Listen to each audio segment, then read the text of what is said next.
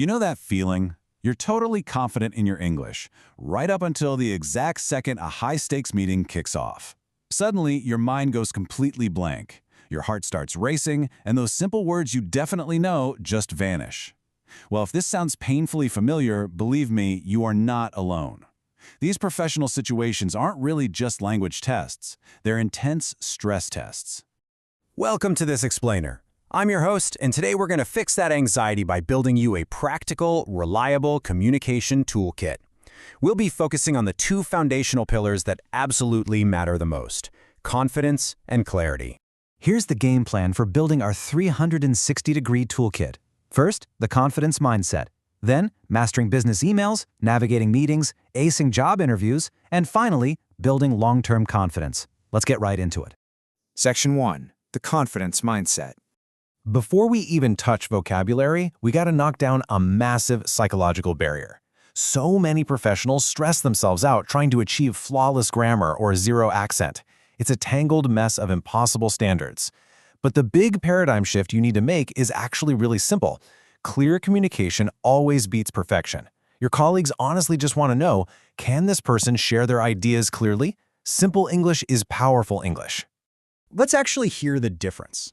Imagine saying, I would like to express my profound enthusiasm regarding this opportunity.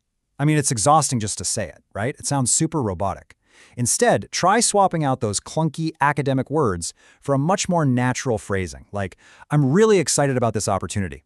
Notice how you instantly sound way more confident, genuine, and honestly, highly professional. Moving right along to Section 2, mastering business emails. Now, moving into daily practice, staying on top of your inbox is no joke. But pulling from a really fantastic guide by HubSpot and Talera, you can build a personalized cheat sheet of go-to phrases. This literally stops you from staring blankly at your screen trying to figure out how to start. It's a massive time saver and guarantees you hit that high-level professionalism every single time. The secret sauce here is knowing how to kick things off without overthinking it. You want to have direct copy-paste opening lines locked and loaded in your memory. Trying to build rapport? Just drop in, I hope you had a good weekend. Need to initiate contact a bit more formally? Go with, I am writing to you with regards to. Having these ready to go means you come across as polite and socially tuned in from the very first keystroke. And hey, how you sign off is just as crucial.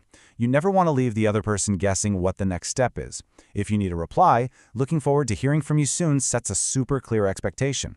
Asking a favor, I would appreciate your help in this matter shows a ton of respect. These little phrases make sure every single email wraps up with absolute clarity. All right, Section 3, navigating meetings and interruptions. This is usually where the language anxiety goes through the roof. Navigating group dynamics is tough, no doubt about it. Meetings move lightning fast, people talk over one another, and frankly, surviving them requires some very specific tactical phrases. You can't just sit back and wait for a perfectly quiet moment to chime in, because let's face it, in global business, that moment almost never comes. So, that brings us to the delicate art of the polite interruption. Pulling some great expert advice from English Club here. Anyone can interrupt by shouting, but jumping in politely, that is a true skill. You can show a little regret with a gentle, sorry to butt in but, or you can emphasize that you'll be quick by saying, before you go on, or, can I stop you there for a second? Check out this brilliant tactical move for those rapid-fire conversations: polite escalation. You basically escalate an uncompleted phrase to gently ease your way into the flow. You start by just vocalizing can, then can I, building right up to can I stop you there? It naturally catches the room's attention and softly holds the floor without you ever coming off as aggressive. Now, a really crucial point in any high-stakes meeting is knowing how to navigate compromises without rubbing people the wrong way. When you're accepting something, you can confidently state, I think we can agree to this. But what if you have to reject a proposal? Phrases like, this looks like the end of the road, establish a very firm boundary, all while maintaining a highly professional, objective tone. Which brings us to Section 4, acing job interviews. Okay, the ultimate stress test. To avoid rambling when you get hit with that terrifying, tell me about yourself question, you absolutely need a formula. A bad answer scatters random, disorganized facts like pieces of a messy puzzle, which just confuses the interviewer. A way better approach uses the past, present, future formula.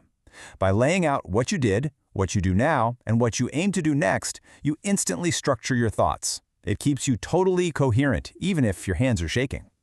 Next up is the famous STAR method: situation, task, action, and result. You want to use this to prep key stories about your professional wins. And please, whatever you do, do not memorize rigid scripts word for word. If you forget just one single line, total panic sets in. Actually, scratch that. It's worse than panic. Your mind just goes completely blank. Instead, map out your stories using this exact framework. They're naturally way easier to remember and so much more engaging for the interviewer to listen to.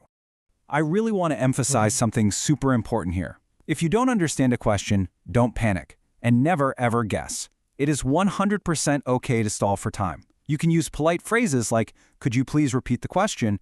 or simply, "That's a great question, let me think." Speaking slowly and buying yourself some time actually makes you look incredibly thoughtful and in control. Finally, Section 5, Building Long-Term Confidence. Let's bring this all back to your internal monologue. Swapping out negative apologies for positive language makes a massive difference. So many folks start by saying, "Sorry, my English is bad." And boom, that instantly kills your perceived confidence. Let's reframe it. Try, "I don't have direct experience, but I'm willing to learn." Just like that, you shift from a position of weakness to a position of eager, professional confidence. It's a real game changer. To wrap up, some brilliant expert advice straight from the British Council. Your long-term confidence strategy is built on 4 pillars. First, speak up regularly. Avoiding it just feeds the fear. Second, prep well before you speak so you aren't dealing with the anxiety of the unknown. Third, change how you look at failure. Treat it as just a data point, a learning tool. Confident speakers know that mistakes literally just show them where they can improve. And lastly, do not compare yourself to others. Just focus on being a little bit better than you were yesterday. As we wrap up our main discussion today, I'd love for you to adopt this mindset as your personal mantra. I'm not good at speaking English yet. I'm working hard and getting better. I highly recommend interrupting any of that negative self-talk with this exact kind of encouragement. You know, professional communication is a long-term journey of continuous improvement. It's definitely not a simple pass or fail test. So here's my final provocative question for you. Which framework are you going to use in your next professional interaction? I challenge you to take just one single tool from this explainer today. Whether it's the past, present, future formula, the STAR method, or even just trying out one new email opening line and apply it immediately in the real world. Test it out. See how it changes the dynamic. Thanks so much for joining me on this deep dive, and keep building that confidence.